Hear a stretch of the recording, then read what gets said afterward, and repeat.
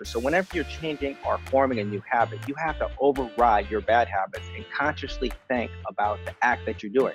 And you don't want to consciously think about too much at one time, little by little, and that will make a difference. This guy already knew deep down inside why he wanted to live to be 95, but it wasn't something that was at the forefront of his life.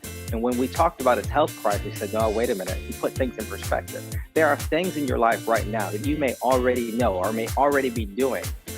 And you might not realize that this really is the centerpiece, or should be at the forefront of my goals and passion. When you take the moment to think about that, then you can shift your perspective, put that in the forefront, connect your healthy living goals, and have some perspective and longevity with that. Find out what you want to do for the rest of your life. And it almost sounds redundant, but that's what you want to do. You actually want to take the time, get to know yourself, and say, what am I passionate about? What do I feel I'm good at? Do I have any gifts? Do I make people laugh? Am I good at figuring out problems? What is it that I enjoy doing and I feel that I have a gift to give this world? And then when you take the time to actually figure that out, what you want to do is mature that gift. And then you connect it with what your health goals are. Everybody, welcome back to the Raw Cave Show. Zach Deane here. And if you're watching this, listening to this, I highly recommend you lean in, turn the volume up, grab a pen and paper, take some notes, because this inspiring interview from Dr. Jason Littleton is going to blow you away. I know that the simple practices and strategies that he talks about online on his website, jasonmd.com, and his YouTube channel and social media have been helping thousands and if not, tens of thousands and potentially millions of people. Dr. Jason has been on the Dr. Oz show. Let me get my notes here. This is an extensive resume. The Dr. Oz show, the Dr. Nandi show, the Chaz Live Network, the Dr. Mitch show, featured in Health and Beauty magazine, Ebony magazine, In Touch magazine, the Orlando Sentinel, Orlando Style magazine, and has even been awarded the title of one of Orlando's top doctors. So I'm so excited to have you here. Thank you so much for your time. A little bit more about you. I've recently, thank you so much for jumping on. I've recently been connected through another mutual friend and just chatting with you for a short period of time. I know that you are so genuine, you're heart-centered, and you are so innovative with what you're doing. You make it really, really simple for people to improve their health. You're a speaker, you're an author of Energized Again, and also Energy Secrets to Live the Good Life. You're also the department chairman of family medicine for Orlando Regional Medical Center. And I'm just blown away. So I'm so excited for this. Thanks for jumping on again. Thank you. Thank you for having me. Seriously. Oh, pleasure. And just for everybody at home, if you could share a little bit about your story and how you've come to be where you are today. Thank you. Honestly, my story really is one of faith. I'm not a perfect person or anything like that. As you and I were talking about behind the scenes, I was telling you about my faith. I'm a Christian. Jesus is the Lord of my life. And I'm really, proud of that because my story is a story of faith where I had challenges. Everyone has challenges when they're trying to accomplish something big, but being determined, my faith in Jesus Christ, becoming a physician, I get an opportunity to help people around the world, not just in Orlando, to have an energetic life. And the important thing and message that I want to get across is that I want people to live a very long, healthy life because I believe that everyone has something important to do. And I feel like if they can live a long, healthy life and their life is filled with energy, man, there's so many people that they can touch, so many things that they can accomplish, and this world will be a better place. Beautiful. And I know that you're really big on prevention, and I totally believe that prevention is the cure. Can you share with everybody what prevention really means and how they can start preventing disease? Right. Doing this at home.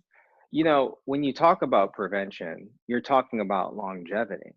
And you're talking about preserving your life so that you can live a good life and you can live a fulfilling life. But here's the thing, sometimes when we hear the word prevention, sometimes it's almost like we're trying to hold back. And we're not really trying to hold back. We're trying to preserve ourselves. But at the same time, we want to give life everything that we have. So that's where, my focus on helping people to live energetic lives and having them to live longevity lives through prevention, that's where it really comes to play. When we talk prevention, again, we're a spirit being, we have a soul, and we live in the body. When we take care of that third of us, our body, we have to deal with good nutrition and good fitness. And the things that I have found as a physician is that it's so hard to have good routines in diet and exercise if you don't connect that to an overlying goal in your life. What I mean, without being long-winded, is simply this: if you're a chef and that's your passion, you want to connect your passion of cooking great cuisine with living a long life so that you can do that with as many people around the world and share your gift. And so when you do that, then you take exercising and eating that much more paramount and serious. And that's where I like what you talk about, is linking health to your passion. And Right. and for long-term success, I've known in my own life, if I'm linking my health to my business, or linking my health to my family, or linking my health to just feeling better in my body, how does someone link their health goals to their passion? Or maybe even before that, how does someone even find their passion? Well, that's a great question. And I wrote about this in my book, Energize Again, where I talk about, one of the things you want to do is find out what you want to do for the rest of your life. And it almost sounds redundant, but that's what you want to do. You actually want to take the time, get to know yourself, and say, what am I passionate about? What do I feel I'm good at? Do I have any gifts? Do I make people laugh? Am I good at figuring out problems? What is it that I enjoy doing and I feel that I have a gift to give this world?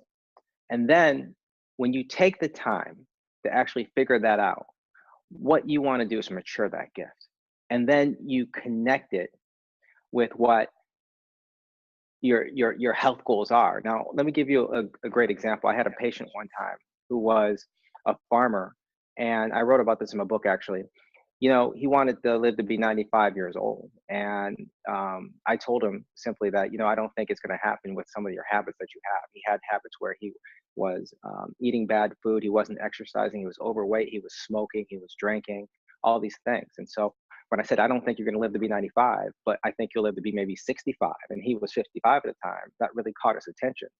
He left out of the office and he came back 3 months later, and he had dropped 20 pounds, and he had dropped, he had stopped smoking, he had stopped drinking, things had changed. And I asked him, I said, what gives? The moral of the story is that, he said, when you said I probably wouldn't live to be 95, I thought about my grandchildren. Now, this guy was a farmer, by the way. That's the other part of the story I'm not telling you. He goes, I thought about my grandchildren, and I said, I wanted to live to be 95 for them. And so this guy already knew deep down inside why he wanted to live to be 95, but it wasn't something that was at the forefront of his life. And when we talked about his health crisis, he said, no, wait a minute. He put things in perspective. There are things in your life right now that you may already know or may already be doing. And you might not realize that this really is the centerpiece, or should be at the forefront of my goals and passion. When you take the moment to think about that, then you can shift your perspective, put that in the forefront, connect your healthy living goals, and have some perspective and longevity with that. So he was linking it to his family, and that's what made the difference, hey? Right. So that's where it's really important. You have to have that overlying goal to push you forward. Because I know that, as a coach myself, coaching people can start a challenge or 30-day health kick, but to continue it on long term, not many people, stay consistent.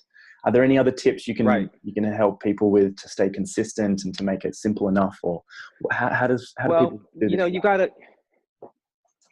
right. You have to break it down. You have to make things small. For example, one of the tips I talk about in my book when it comes to exercising, uh, and I promote cardiovascular exercise big time, is, for example, 5 minutes 3 times a week. 5 minutes 3 times a week of cardiovascular exercise. For example, running, that's only 15 minutes in a week. So when you are, some people, when I say that, they'll scoff and say, What do you mean? I can do more than 5 minutes." But that's not the point. The point here is building a routine.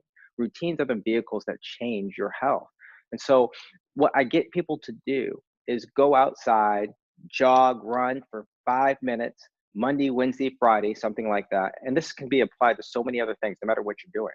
And what they do is they say, "Hey, I can do 5 minutes. That's palatable. I can master that." Well, good, because I want you to master that. When you master that, then you feel like adding another 5 minutes to make that 10 3 times a week is simple. And that's the key. You have to get things on your autopilot. You have to get things in your subconscious. You have to get things under your belt where you feel like, man, I can master that. I can do that. And when that happens, then you build routines. And it can work with anything. If it's your diet, starting a new healthy diet routine is important. You might start with just one meal a day, like breakfast. Stop trying to change the whole world with your diet on day one. Start with breakfast. Start saying, "Hey, you know what? I'm going to eat oatmeal for breakfast. And while I'm not going to focus on lunch or dinner right now, I'm going to focus on this one meal a day." And when you do that for a week, maybe do it for 2 weeks, but when you master that, then you're like, "Okay, now let me approach lunch," and so on and so forth. And that's how you make changes. I have a play off my name.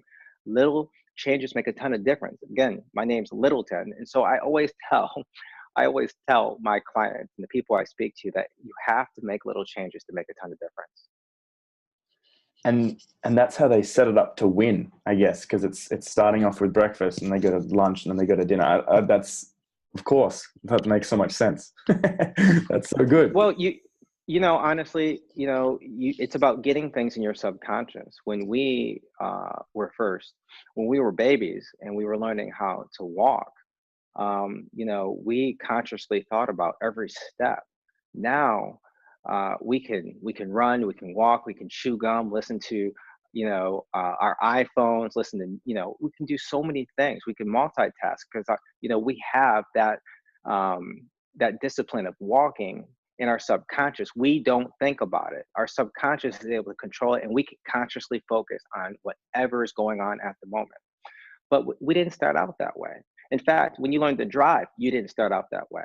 Usually your hands in the 210 position, you're focused on the red lights, the green lights, you're focused on all the cars around you. But now we could, you know, we can be on Instagram on our phones. We could chew gum. We could, eat a sandwich and drive with one hand at the same time because we're not thinking about it. It's in our subconscious. So whenever you're changing or forming a new habit, you have to override your bad habits and consciously think about the act that you're doing. And you don't want to consciously think about too much at one time, little by little, and that will make the difference. Mm. I'm a big believer on morning routines and evening routines. What's Me your too. morning routine? What's your evening routine? And what do you recommend for people out there? Great question. Well, first thing I do when I wake up is, being a Christian, I go ahead and I have my time with the Lord, and that's huge because it sets my day. And part of that is journalizing. So, Mm. a lot of time when I get done, with prayer time, I write the download or the inspiration that comes to me. I write in my journal. I plan out my day that way. I do this really before I do anything else because it's just it puts my life in perspective. And then the next thing is I like just taking you through my day. The next thing is I like to eat oatmeal. It's kind of a staple. I actually like to eat the same thing Monday through Friday, even on the weekends. I like doing that because it's really important towards keeping my blood sugar even keeled, giving me the energy that I need to put berries on it and stuff like that.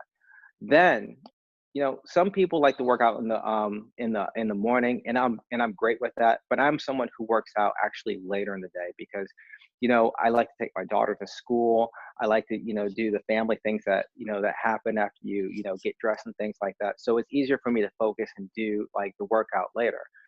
One of the things I want to point out, and I talk about this in my book as we go through the routines, is I like to have a mid-meal snack between breakfast and lunch and dinner and bedtime. So I'll have a snack in between lunch and dinner. Breakfast and lunch. Then I have lunch, and this is the key here. I always tell people that one of the things with prevention that goes hand in hand is have salads for lunch. Make that your main meal. And so I usually have salad, just a salad, as my main meal for lunch, and it keeps me light, feeling energized and on the go. Now, after lunch, this is where I get the workout in. I like to swim about 1 kilometer. I'm a swimmer. That's what I do for my workout. It gets your heart rate up. It works every muscle in your body. It builds muscle and it keeps your heart strong. So that's my exercise that I like to do. And then, you go through the day, dinner, so on and so forth. But one of the things I have always felt that you have to do to have great mornings is you have to have a great evening. So before bed, take out that journal again, write. I usually write my goals, and I usually write about how I see my life. I script my life. And that's what my personal business coaches taught me to do. And then, you go to bed, and sometimes I'll get anywhere between, 6 to 7 hours, and then I start my day over again. So practical, so simple. In terms of the salad, a lot of people might not like salad, but what's your type of salad include? Is it just a bit of lettuce and tomatoes, or is it, quite elaborate? It can really be anything, to be honest. Okay. I don't like to eat the same thing like I do for breakfast for salad. One of my favorite go-to salad is a salmon salad, where I'll have salmon. I'll usually have some garden variety vegetables, of course, lettuce. And I usually go to town with that. And it's healthy because the salmon provides the good elite fats, the omega 6s, the omega 3s. And it's a great source of protein. But the key here with the salad is that, whether you're into losing weight or maintaining weight or even building weight, the salad is about getting good antioxidants. It's also about getting elite carbs because the vegetables have elite carbs that your body processes really well. These are low glycemic index foods, not high glycemic index foods that sometimes your body has a harder time to process. But these low index sugar glycemic index foods, your body loves to run off them. And not only will your body break them down, but it will prevent sugar spikes, okay? Things that have a higher glycemic index, things like, donuts, candies, flour-based products, they'll spike your blood sugar, and that spikes your energy. And when your blood sugar spikes, cortisol gets released, and that's a stress hormone. We know that from the fight or flight phenomena. And, that leads to obesity, it leads to fatigue. It could actually push a pre-diabetic over to diabetes. So, you want to eat foods that are going to be good for your system. I call these high octane foods, so to speak. But that's what the salad comes in. So I'm eating it for energy. I'm eating it for prevention.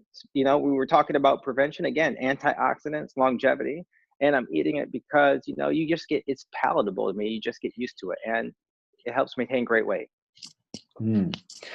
And a lot of the people that are watching are young. They're maybe just learning about health and wellness. Maybe they're entrepreneurs, maybe busy parents. What food should people definitely not eat?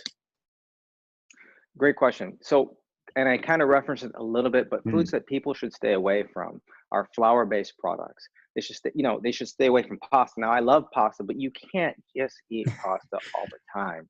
You just can't. Again, that's a high glycemic index food. And so I usually tell people if you're going to have pasta, maybe once every 2 weeks or twice a month, you want to stay away from things such as, again, anything that is going to make you feel sluggish. So, for example, one of the things I tell people to stay away from, like things like tortilla chips, all right? Stay away from chips, stay away from anything fried as much as possible. You want to stay away from any type of processed item, sugary item. Check the labels. there are things that have a long shelf life that will have a higher elevation of saturated fat, and you want to really stay away from that. Mostly foods these days don't have trans fats, and that's great, but you definitely don't want anything with trans fats. You want foods that have low saturated fat, high monounsaturated fat, high polyunsaturated fat, okay? Um, Other things that could make you feel really sluggish that I tell people to stay away from, are things that have a lot of sugar, like sodas. Stay away from those, and I think it's kind of endemic in our society that, energy drinks, sodas, things like that, people like that get that for the caffeine. And I really recommend that people stay away from that. Any processed juice drinks, stay away from that. Mm. Get organic, squeezed, fresh juice. Okay. Drink a lot of water. That's really important. I drink almond milk a lot. Sometimes I'll have coconut milk. These are good things to have that you want to put in your body. So Mhm. I have an acronym, as I talked with you before: move, eat, drink, sleep. And I write about that in my book. And I talk about not only the foods you want to eat, but the regimen you want to have around that, as far as exercise, hydration, sleep, that sort of thing. Yeah, hydration. What are your tips around that? Because that's so Yeah. important. A lot of people are Well, drinking tap water, and I know there's a lot of nasties in tap water these days. well, yeah, you're absolutely right. It used to be growing up that we didn't think twice about drinking out of the hose or Mm. drinking from the tap. But, again, um, one of the things that my family and I purchased, we purchased alkaline water. We actually purchased that. And, you know, again, it is good to have your body slightly alkaline, okay? Now, a lot of ways that you can do that. You can just, drink water and put some lemon in it, squeeze lemon in it, and that's a great way to have a nice alkaline drink. And I do that in the morning. Sometimes I do that. But alkaline water is wonderful. The main thing here is that you want to see, sometimes people get so caught up with making sure that they do everything right that they don't do anything, or they don't eat enough, or Mm. there is a such thing as eating too clean, that you're afraid to eat anything. And I've had patients like that, and I've had to counsel and coach. But the point here is, if someone's not drinking water, um, I'd rather them just start drinking water. I don't even Right. care. Yeah, that's the main thing. But once you get in that habit of drinking water, then there are grades of water. And I think alkaline water is one of the best. Then you can start focusing on drinking something like alkaline water, which I drank, and I believe you drank. And I think Mhm. it's just awesome, tastes great as well, great electrolytes. Mm. But again, my point here is that if you're not even drinking water, and there are people who go months and don't even drink any water, they'll drink, Wow. Mhm. alcoholic beverages, they'll drink sodas, everything else but water. Start doing that, at least a liter a day. Um, Listen, the dumbest kidney is smarter than the smartest person, meaning that our kidneys can process about 15 liters of water a day if you don't have congestive heart failure or kidney problems. So my point here is that start with just a liter of water a day, make it a habit, and then, if you're exercising, working out, increase it to 2 liters. Simple, simple. So let's break. I actually have a quick question around coffee. Have you Yeah, noticed that people who drink coffee, um, eh, I do a lot of health coaching, and a lot of people who are wanting to lose weight, and they come to yeah, me and they're drinking a lot of coffee, and they start even just dropping coffee and they start losing weight. Can you explain what coffee does to the body and how that may help yeah, get, absolutely. you know, I get this question all the time, and I even once again wrote this in my book, Energize Again. The thing about coffee is this: first of all, it's a caffeinated drink, unless you drink a decaf brand. Now, coffee actually is good for you.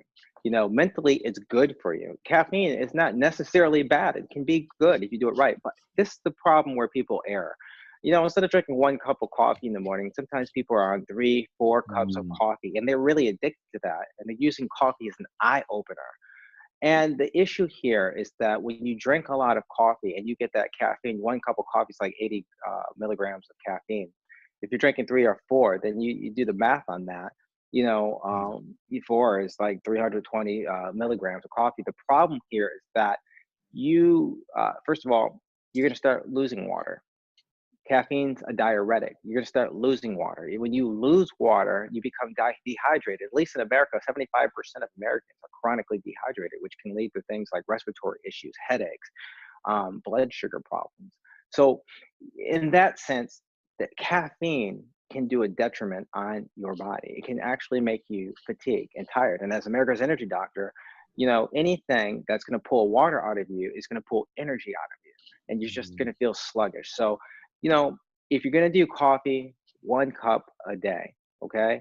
Maybe 1.5. You really have to be judicious and, self-conscious and regimented on that. And you said there's also a better way to do coffee. Do you recommend putting like good fats in there? Well, you Obviously, can, you could put like flaxseed oil in your coffee if you want, Mm, depending on how you get used to the taste. But a lot of people just like taking coffee straight, and I don't blame them, and that's okay because you can do a lot of healthy living things outside of that. Like I mentioned, flaxseed oil, and that's on my food map that people can download on my website, jasonanddia.com. I make it pretty simple for people. Breakfast, lunch, dinner, the meals in between. I have a food map with the foods that you want to purchase, and it's. I used to have it for a free download. Now I think it's like 19.99 or something like that. But you need to get it. You can't. It's something that can really make your diet choices easy for you. My point here simply is I saw that, that. It's really simple too. Yeah, looks amazing. yeah, it's really simple. My point here is simply that if you're going to do anything, such as making coffee a regimen in your life, um, just make sure that it stays within the quarantine of maybe 1 to 2 cups a day. And make sure that you're doing other healthy things around it, such as drinking good water, exercising, eating salads, and eating, good fruits and veggies all the time.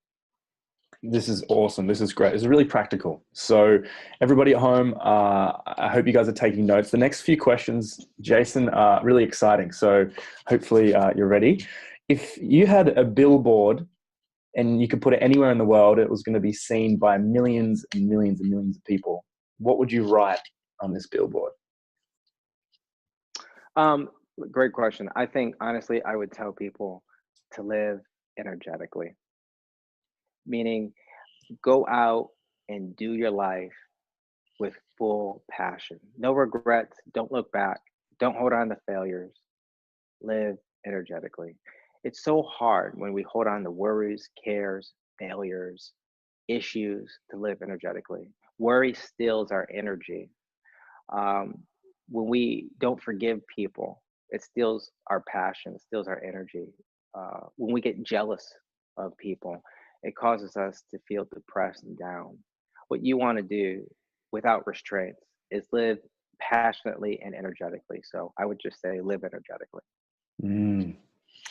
And this is a bit of a random question, but in the last 6 months, have you spent $100 or less on something that's helped your health? That's impacted on your health? Oh yeah. Oh my gosh. And Like any brands, anything you want to recommend, that'd be great. yeah, all the time. When we can break it down to many different ways. So first of all, when we talk about just foods and beverages, I like getting dried fruit from Whole Mm. Foods. I don't. You have to tell me if there's a Whole Foods in Australia. I don't We don't know. I have it haven't been here, there yet. unfortunately, but we have, Okay. similar. Well, let me put it to you this way. It's like go to your local organic store, and I like purchasing dried fruit because, again, it's got all the benefits of regular fruit, great source of fiber, and it keeps you energized. And that's the snack that I like having between breakfast and lunch, dinner, and bedtime. And it's simple. I mean, it probably only costs Yeah. $3-4. So I've bought, like, I don't know, a whole bunch of that and stocked it in my kitchen at home. Probably altogether cost $30-40, but it was a great investment, under 100, and it'll give you energy and you'll feel great. Other thing is a gym membership. I love to Mm. swim, and so having a good gym membership, you can get a gym membership here where I'm from around like $33. And what has been the most worthwhile investment that you've ever made? It could be um, anything. It could be a financial investment, but what's your most highly valued investment that you've ever made in your life? Honestly, in my church, I told you at the beginning of this interview that I'm a Christian, and I think one of the things that just volunteering at my church, giving to my church, being a part of my church, is the best investment because, um, listen, um, as a Christian, all of my passion for helping people live healthy lives really comes from that. And I would say that that's what just keeps, Jesus Christ, um, who's my Lord and Savior, is who keeps me passionate and energetic to heal people, to help people, um, to go to the hospitals and just be my best. If I'm not my Mm, best, then I can't help someone else the way I really want to. beautiful. Do you believe in, like, through your faith as well? Do you do any fasting, and do you recommend fasting for good health? Absolutely. Fasting is supposed to get you more focused on your faith. It's supposed to get you more focused on executing your faith. But fasting has health benefits. A lot of times people will call fasting in another fashion. They'll say, "Hey, I'm detoxing. I'm Yeah. detoxing from," Cleansing, yeah. people do that all the time. They say, "I'm cleansing. I'm doing a berry fruit cleanse or something Mm, like that," and they're not eating anything else. So in a way, it kind of has those benefits, mm. but really, the goal of fasting, in this sense, would just for me to focus on my faith and focus on what I'm trying to accomplish. So, I think that fasting is definitely a good thing, and people should do that as they're led. And I know there's a lot of talk these days around gut health and around, improving our Right, microbiome. Do you have any right. tips on practical tips that people can start doing at home to improve their gut health? Because a lot of people are bloated, they're Simple. tired. Yeah. Mm, Yeah, what people need to do for their gut health is first of all, yeah, you want to make sure that, again, the very first thing you can do. It's no good of taking some type of probiotic if you haven't eliminated the junk food in your life mm, first. So eliminate any type of junk food that or bad habit that you might be dealing with, and then probiotics are great. One of the things I like to do naturally is just eat yogurt. Yogurt has, the great type of bacteria you want in it anyway. So I don't necessarily take one formula or another in okay. terms of a probiotic. I eat a lot of yogurt, um, eliminate junk food, eliminate fast food, drink a lot of water. If you do basic things like that, you'll live healthy. You don't have to have that mystic secret that maybe just popped up so that you could have, great health. If you look at the people who live to be 100, we call them centurions. Most of them live moderated lives. They live in moderation. Some of them even smoke. I mean, it's unfortunate. I don't know how they do that, but the key here is that, and I don't advocate smoking, but the key here is that these people aren't very anxious. They don't get upset a lot. They don't do anything extreme as far as their diets. They aren't like weighing, for example, 250 pounds and they drop 100 pounds to be 150. They're not doing these extreme things. They're Mm. living moderated. They're living in moderation, and that makes a difference as far as prevention. I know you have to leave shortly, but I have a couple more questions if that's okay. Sure. Yeah. Yeah. Definitely. With I've been doing a lot of research on gut health, and a lot of, I guess, experts are talking about bone broth, and it's just stock, Yeah. cooking bones, Yeah. the amino acids and the fats and things like that. Can you share with everybody what your learnings are on that, and if that's a Yeah. recommendation? I do recommend it. It's very healthy. In fact, I have a very good friend who has her own brand, Dr. Kelly Bertucci in New York, and she's been on Dr. Oz a lot, and she has her own brand of bone broth. First of all, this is so healthy. This is something that I think everyone should partake in. I think the protein, the fats. I think it will make a difference, and it's something that people ought to try and see if it's a good fit for them. But I totally recommend it. I think it's a great way to improve your gut health as well, and I think it's a great way to improve your immune system and improve your energy. Awesome. Yeah, I feel so good when I have it. And with your experience, you've worked with thousands of people, I'm sure, with the, I guess the people that have come to see you, people who eat meat, are they slightly healthier than those who are vegetarian? I was vegetarian for 7 years growing up. Good question. But I know there's no perfect diet, but have you seen cases of Well, people, you know? yeah, this is how I break it down. I mean, first of all, I eat meat. On my food map that you'll find on my website, jasonmd.com, the food map really kind of points to more of a two-thirds vegan diet, meaning breakfast and lunch being mostly vegan, like I told you in my routine, having like oatmeal, salad for lunch, and then usually I have something sensible like chicken breast, fish in the evening, and sometimes I have fish with lunch. Like I told you, one of my favorite salads is a salmon salad. Mm, But I usually tell people, if you can, try to incorporate both. They both have great aspects, mm, try to do kind of a vegan routine like in the morning and for lunch, and then in the afternoon, excuse me, in the evening for dinner, have, it's okay to have, it's okay to have meat, but you want to, limit red meat. I don't advocate anything more than like maybe 1.5 servings of red meat in a week. So you really want to really quarantine that and contain that. But I think they both have benefits. You got to know yourself, be true to yourself. If you are just trying the vegan lifestyle because you think that's the pathway to longevity, and I think it is, but you know that you really like to have ribs from time to time, be true to yourself. Don't starve yourself for the rest of the life mm. from having ribs if that's what you really like. I'm a big believer in enjoying food, but eating, in a very Conscious smart way, way. hey? Yeah. Yeah.